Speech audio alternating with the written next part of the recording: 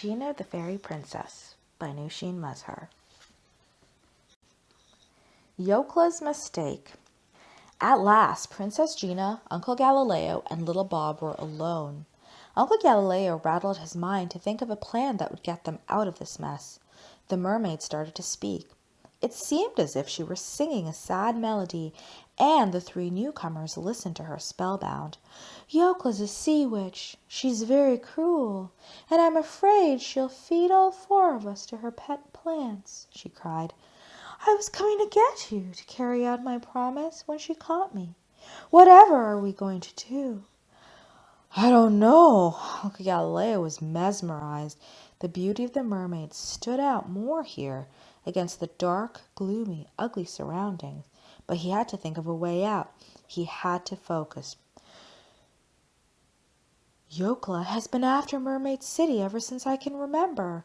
She wants to be the queen of Mermaid City, and she wants to turn it into a dungeon where we'd be her slaves and carry out all our wishes. She wants to destroy us."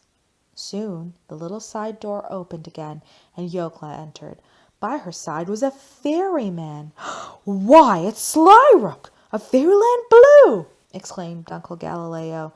"Nice to see you again, Galileo." Slyrook smiled. "Can't say the same for you," Uncle Galileo replied. "I knew you were a lying crook.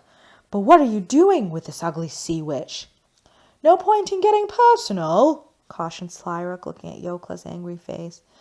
"So, are you going to tell us what you're doing here or not?" asked Uncle Galileo. Princess Gina had heard of Fairyland Blue. She knew that her father, King Armand, was fighting a battle with them and had been away for a long time. "King Armand is winning the battle, so we thought the only way for us to win now is to capture his daughter. We couldn't do it alone, so we asked Yokla here to help us." "King Armand will never give in to cruel fairies like you, fairies who scare little children to get what they want," cried Princess Gina. "You must be King Armand's daughter. You talk just like him." "I have a father I can be proud of. I can't say the same for your children." For a moment Slyrook looked down. He knew in his heart of hearts that the little girl was right. But if he didn't go back to Fairyland Blue with the princess, King Ferris would behead him. He had to do what was expected of him. "Ha! Hee! Ha! Hee!" laughed Yokla impatiently. "I must take them with me now," said Slyrook. "The king will be waiting." "But what about my pets? I promised them fairy meat tonight. You had only asked to see the child. You've done that. Now I must feed her to my pets," stormed Yokla. "No, King Ferris wants these prisoners alive," replied Slyrook.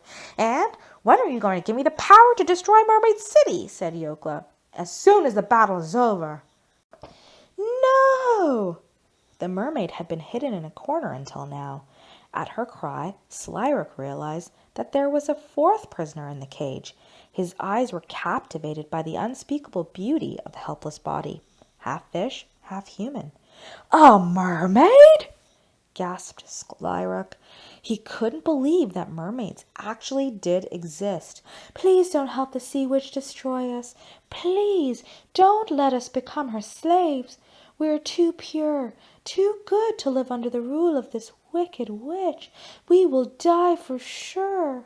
The mermaid put her head down again, her lovely hair long and silky around her.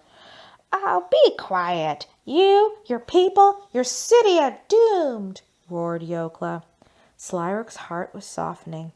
He looked at the witch, and then he looked at the mermaid. He knew then that evil could never defeat good. He knew that he was not evil, neither was his king. If only he could see the mermaid, he'd realize that his ways were wrong, just like Slyrook had done. After all, fairies are good and witches are evil, and they can never work for one another. Slyrook's mind was made up. Uncle Galileo read the emotions. Slyrook was feeling through his eyes. Yokla didn't. She was too sure of herself, too sure of evil. That was her mistake.